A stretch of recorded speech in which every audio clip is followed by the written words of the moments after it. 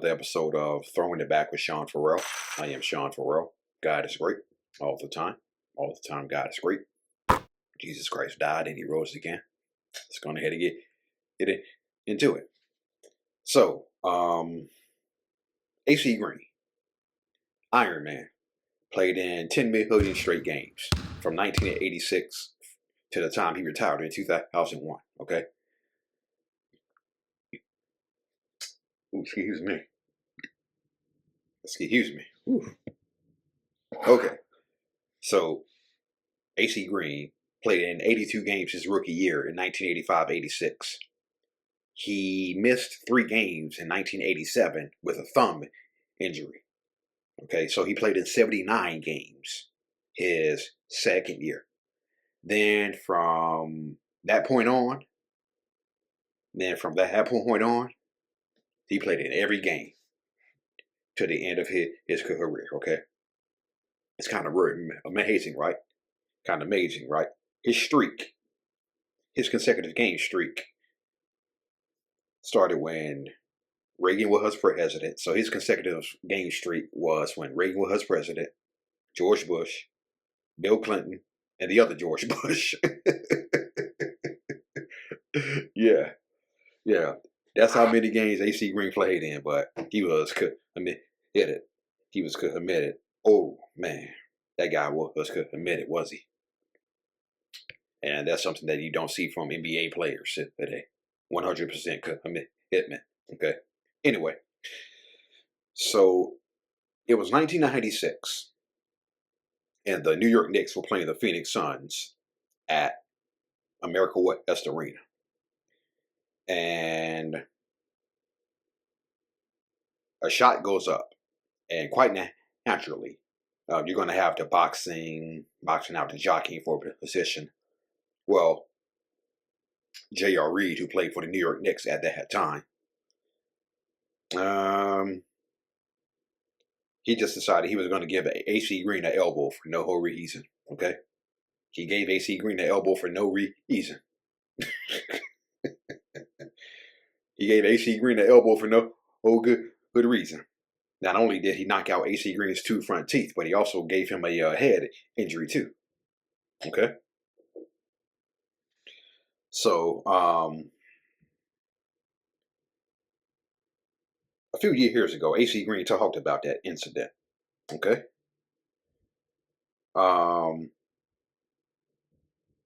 He shared his perspective on the unforgettable incident that occurred during the 1996 game versus the Knicks, where J.R. Reid intentionally delivered a fierce elbow blow to Green's face. The incident, etched in basketball history, left Green with lasting memories of resilience and sportsmanship. For those of you who do not know, AC Green was a devout Christian. Okay, yeah.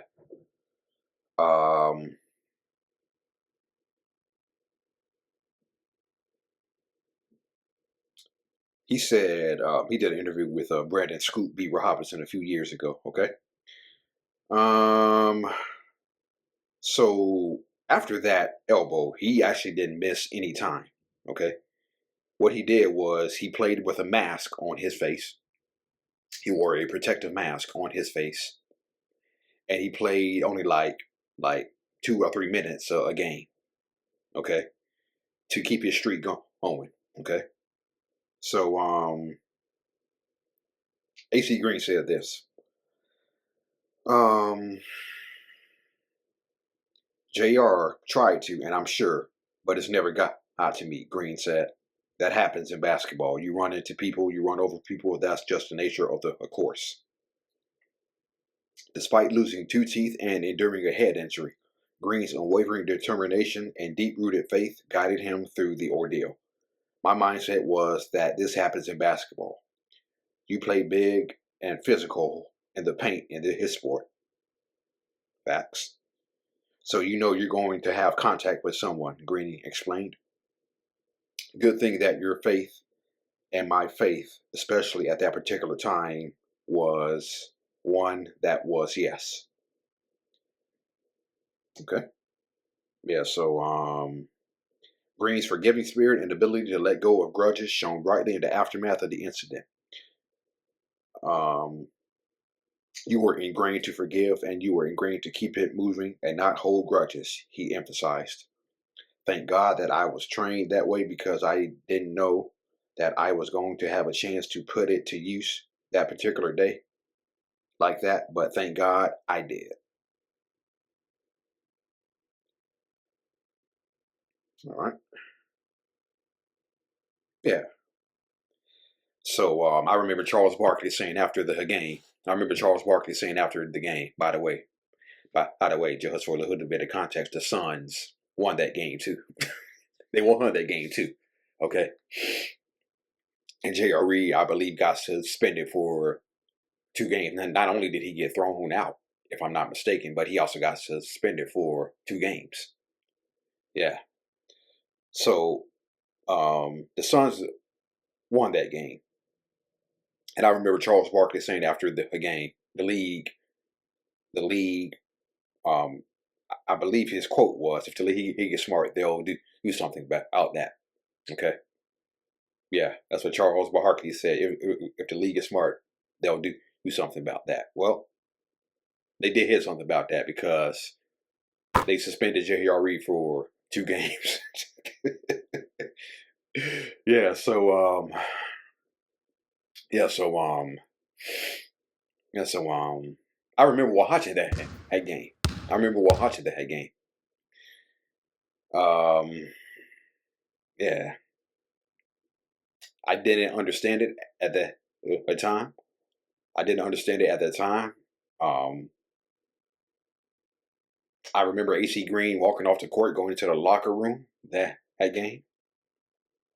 But yeah. So he didn't hold no grudges against J.R. or Reid. Yeah. Be like he said, being able to endure and keep it moving. Yeah. So yeah. All right. So Vernon Maxwell. Okay. Mad Max. A few stories. I was watching NBA Open Court. Okay. And I believe they were talking about enforcers or something like that. And Kenny Smith talked about how he played with a guy that everybody feared, which was Vernon Maxwell. Okay. And so Steve Smith, um, Steve Smith, Steve Smith is like, Kenny, you played with Dree and Thorpe, and Vernon Maxwell was your enforcer. And so Kenny was like, listen, they attempted to mess with his Vernon, but they didn't mess with his Vernon after a while, okay? Um, Kenny Smith was like, if Vernon Maxwell said, I'm going to hit you, he would hit you, okay? If Vernon said, I'm going to trip you in the air, he would trip you in the air. He delivered on his messages, okay? And so Kenny Smith also mentioned that Vernon that like he said that um Vernon Maxwell considered Kenny Smith his like surrogate brother. Okay. So if you did something to Kenny, you knew Maxwell was gonna respond to it. Okay. So anything that was done to Kenny, Maxwell was gonna come and do something to you. Okay. So and so that's just one funny Vernon Maxwell health story right there. um,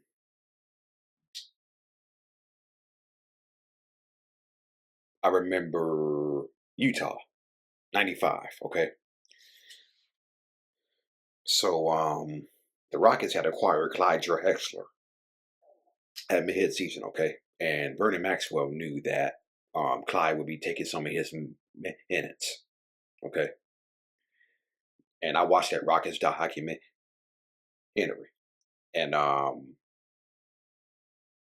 obviously, Clyde Drexler was on the floor during crunch time, and Vernon Maxwell wasn't on the floor during crunch time. Okay. And that didn't sit right with Vernon Maxwell. Okay. And so we all know the time he went up to the stands to fight the fan in Portland. Okay.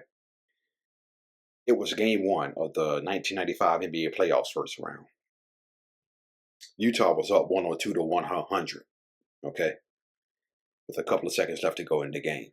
And Rudy T has sent in Vernon Maxwell to take the game-winning shot. Okay? So he sends in Vernon Maxwell to take the game-winning shot. Maxwell misses. Utah hangs on for a 102-100 victory. And Vernon Maxwell just went ballistic after the game in the locker room. Okay? He talks about this. Okay? Vernon Maxwell says he lost it in the locker room. He said, "You're going to give me the final shot at the end of the game?" Vernon Maxwell was like, "I don't even want the shot." Okay. And so Vernon Maxwell just went off in the locker room. And teammate Sam Cassell, Kenny Smith, they were like, hey, don't do this. We need you. He need you. And Kenny Smith was like, couldn't talk him off that ledge. And Vernon Maxwell's own words, he basically went to the team and said, "I quit." Okay. And Sam Cassell said his ego wouldn't let him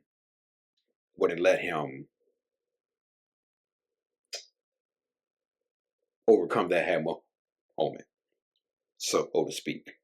Okay. And so Rudy T in the Rockets documentary was like, I know he wanted to play more, but the reality was he was probably going to play less. So the thing to do was to send him home. Okay. Yeah. So, and Vernon Maxwell admitted it. He said, "That's the dumbest thing I ever did. Walk out on the team." He said, "That's the dumbest thing I ever did." So, yeah. Also, one more Vernon Maxwell story. This was also in the Rockets documentary. They were playing the Seattle Supersonics, and Vernon Maxwell spit on the floor, and the referees gave him a tech. And so Hakeem goes over to Vernon Maxwell and says, "Vernon, have some class. Don't spit it on the floor." Well, a little bit later, Vernon Maxwell spits on the floor. Hakeem goes up to Vernon Maxwell and says, "What'd you say? What'd you say?"